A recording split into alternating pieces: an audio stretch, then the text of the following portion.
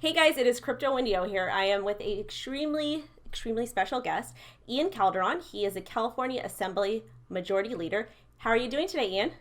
I'm well. How are you? I'm doing awesome. Okay, guys. So, Ian, if you don't know, he was involved with Assembly Bill 2658. And if you live in California, this directly affects you. And it's a very exciting bill. So, Ian's going to go ahead and talk to us about that. But before we get into it, I want to ask him some questions about himself. So, Ian, tell us about your professional background. Where'd you go to school? And then what made you get into politics? So I graduated from Long Beach State with a degree in political science, a minor in communication.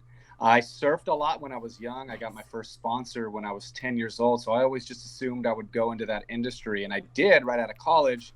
I did retail marketing for Hurley International. I did their LA and Nice. then Empire territory. But I'd grown up around politics. My father was a legislator. And so I learned the value of public service at a pretty early age. Okay. And I was always interested in it, and I loved working for Hurley. I loved the work that I did, the industry that I was in. But me as an individual, I love to be able to do things that I know improve the lives of other people, not just myself. So I decided to go and work for the state assembly. And I was pretty young at the time, and kind of doing that work.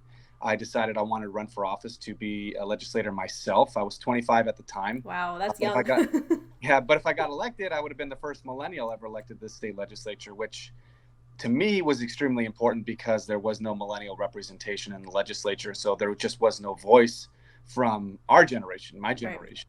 And I got very lucky, very fortunate. My campaign was successful.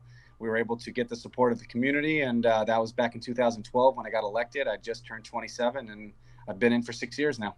Awesome. That is very exciting. Yeah, I mean, I know what Hurley is because I'm Southern California girl and I do bodyboarding and all that stuff. I go down to Laguna Beach a lot in San Clemente, so that's awesome. So let's go ahead and talk about crypto. This is the burning question everybody wants to know. So, when did you get into crypto and why? I'm new to the crypto space. Okay. In the state legislature, yeah, I'm in leadership. I'm the majority leader, but I'm also a part of different caucuses. I'm a Latino, so I'm part of the Latino caucus. But I've been working on tech issues since I first got elected, and so I'm the co-chair of the California Legislative Tech and Innovation Caucus with my colleague Evan Lowe from up in Silicon Valley area. Okay.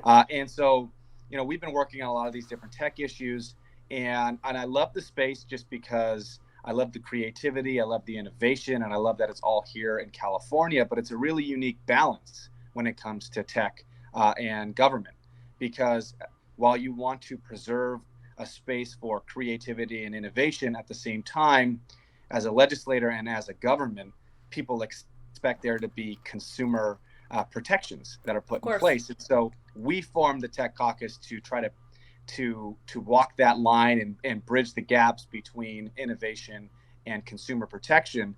And kind of through this space, just looking at different issues, I had been interested in learning more about blockchain and cryptocurrencies and how they work. So as a staff and myself, we started looking into blockchain. We got excited about the different applications, both for government and just real world applications, and looked into it more. And it was interesting because the crypto community, it's a great community, a lot of amazing people, really smart people, but it's a space in its infancy, Yes.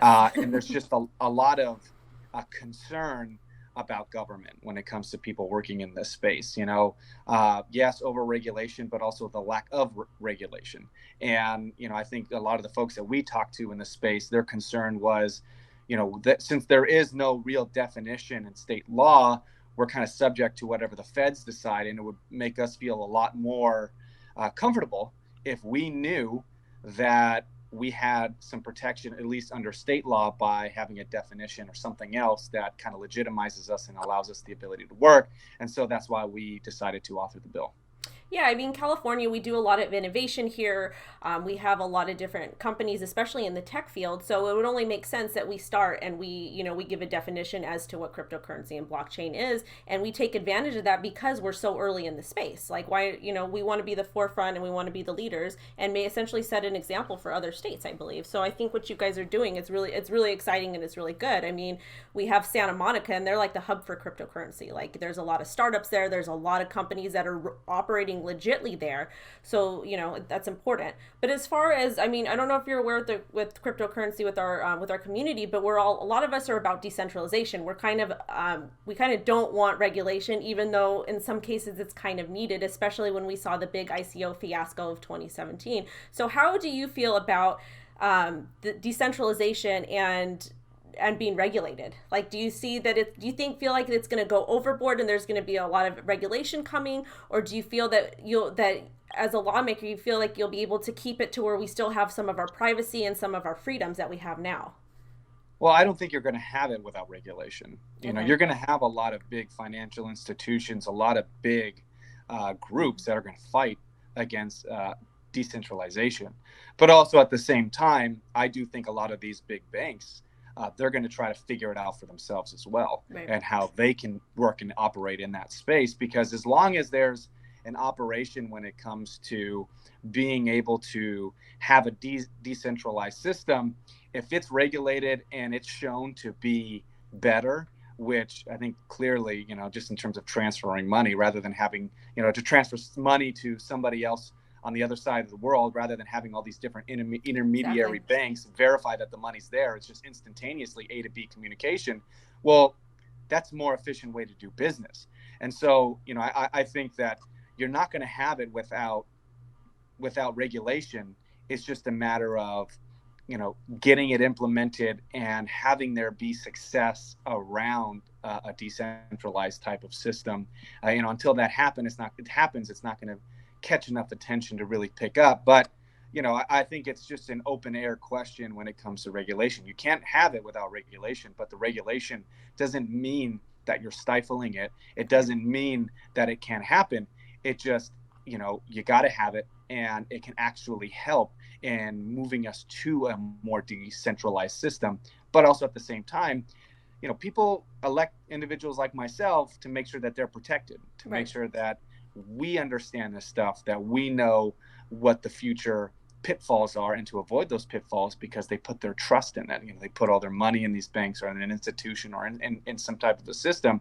And if it crashes, it's on us. Right. If it doesn't work, they get robbed, it's on us. And so we take it seriously. And so I understand that you can be frustrated at times with what the government does or doesn't do, but it's a necessary step. And there is, in my opinion, no state more tech friendly than this state, than California. Right. And it's nice to know that you're like, I'm a millennial as well. It's nice to see that I feel like we have somebody on our side that understands the big potential of this, especially for job creation. Like, I mean, right now the economy is doing somewhat well, but at the end of the day, California is a very hard job market. It's very, very hard. It's expensive to live here. And if we can create new jobs and help people out and also allow telecommuting to take, to come in effect, and with crypto you see that, I think it's bullish and I think it's good. And then also too, with regulation, it's kind of bringing attention to people that don't know what cryptocurrency is, or don't know that they have the option to send money back home without they're so used to using a third party all the time. So essentially I feel like it's good. It's going to be good acknowledgement, and I think with some sort of regulation it will help with mass adoption as well, which I'm very bullish on. So let's get to the most important question. Tell us, what is Assembly Bill 2658 and why is it important to California? It's a really simple bill with a very specific purpose. It defines blockchain, and it also sets up a working group to come up with kind of best practices in terms of applications for blockchain, as well as regulation, and also to help us come up with an even better definition of blockchain. I mean, I think what was really important, what was difficult, but B, important, is it was difficult to really land on, something that was all encompassing, which really wasn't all encompassing in Right. terms of what blockchain is, because, you're talking to lawyers and you're talking to government folks that are trying to To understand what it is. understand what it is when they don't have any idea what it is. And so, it's working with, the blockchain community to come up with the best definition possible, while also at the same time figuring out, okay, but how do we just not have this be the end all be all, keep the conversation going? And it was a risk to do what we did because Governor Brown isn't somebody that normally signs bills that have working groups attached to them. Working groups cost money, and and I understand it's a broadening of a bureaucracy in a way, but it's extremely important if we're going to be successful in developing best practices when it comes to blockchain. Right. And so there's going to be legislative input, there's going to be tech input, input from the Secretary of State. So all these different groups and organizations and individuals are going to be sitting, figuring out, okay, let's better define blockchain beyond what it already is in the bill and in law now, and statute now. Nice. But then also at the same time, how do we go forward? How do we make this valuable for our state, for our government, for our companies, and everybody else living here in this state? No, that's very important. So Governor Brown, does he know what blockchain technology is? Can you tell us about that?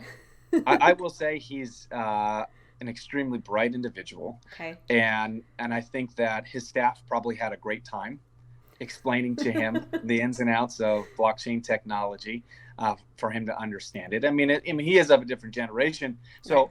I can't speak to whether he thoroughly understands it or not, but the governor that I know and that I've been working with for 6 years probably would not have signed the bill if he didn't at least somewhat understand what it did and the value of moving forward with something like this.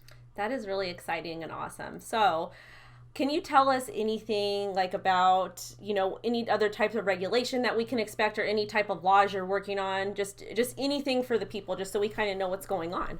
Because right now we're all kind of scared. Like, we had the thing with New York, the state of New York put out a statement talking about exchanges and what exchanges, cryptocurrency exchanges were legal and which ones weren't legal in the state of New York. They did like a discovery. They did all these things. We have the IRS saying you need to pay taxes on crypto, but we're not going to give you, we're not going to really define it for you too much. So what else is being worked on in the state of California that we can expect? So, I mean, there's a lot there, right? And look, whatever you can talk about. Yeah, I mean, as a state, we can't control what the federal government does, but we have no problem, kind of wading into spaces and areas that we believe are of significant value for the state to weigh in. And you saw when it came to net neutrality and the bill that we passed and which was signed by the governor, the federal government immediately announced that they were going to sue us. But we're not really afraid of that. And we're going to do whatever we feel is in the best interest of our state, protecting our values and what's important to us, and protecting the people that we represent.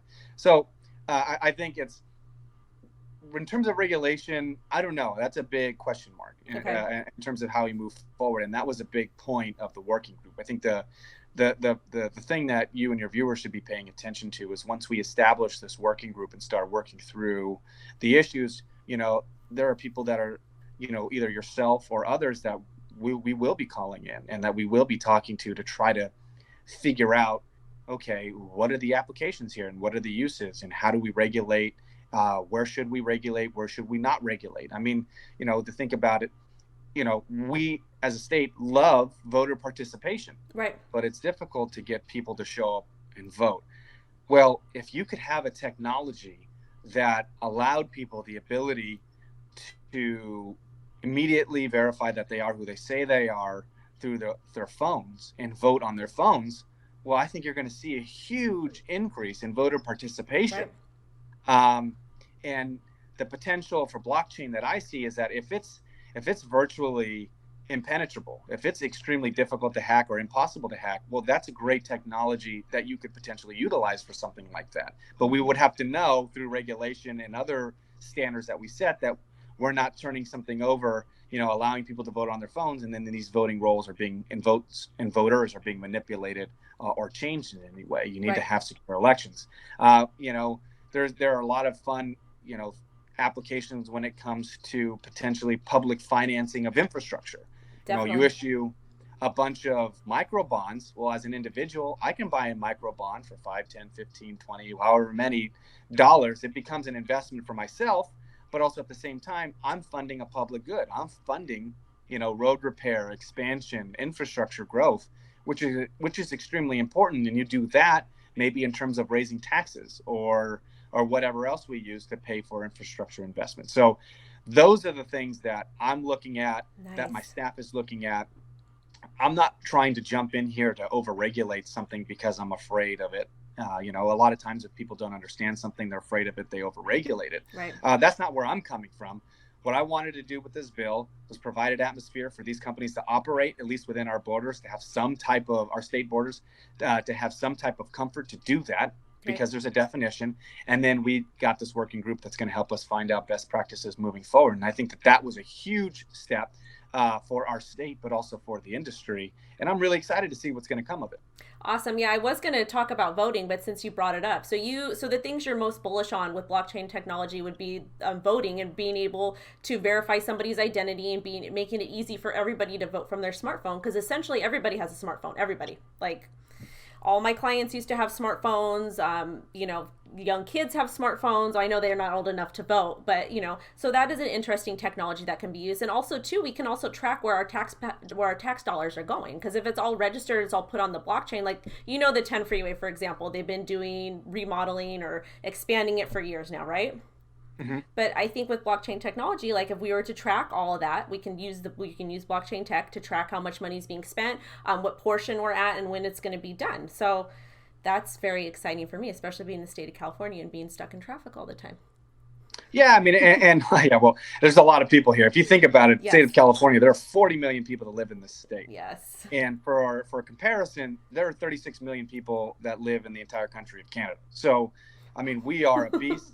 There are a ton of people here, and our problems are just so much greater than any other states and a lot of other nations, because there's so many of us. I mean, people like to compare us to Texas, but we don't compete against Texas. We compete against other nations like Brazil. Right. I mean, our economy is bigger than Great Britain's economy. So, I mean, it's a different playing field here in California. This is a nation state.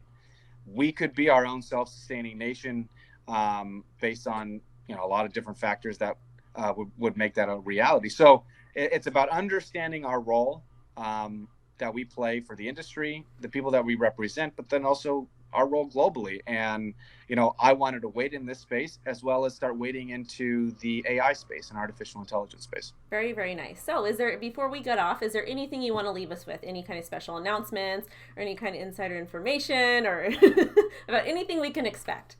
Well, besides the fact that I have another daughter on the way that'll be here next year, early next year. That's a big announcement for me. Congratulations. Thank you. No, I'm going to keep working in this space. Hopefully I can get onto the working group and continue to work on this issue. Whether I'm on the working group or not, I'm going to continue to work on the issue. And then also I'm going to start wading into some of the AI stuff, because I think it's important that we understand what we're doing, and that, something isn't switched on without us being able to take back. Awesome. Okay. Well, hopefully you can come on again next time. Anytime you have an update about maybe another bill or another law or something you're working on, or if you want to get community feedback, that'd be awesome if you can come on. Maybe we can do a live stream. And if you don't know, I do host local meetups in Southern California. I do some in Orange County. I do some in LA County. I do some in San Pedro. So maybe you and the family can come down and meet the community and just talk and, just hear other people's perception and, just talk to them. I think would be really important. But yeah, thank you so much for coming on, and it was a pleasure having you. Thank you for having me. I appreciate it. All right.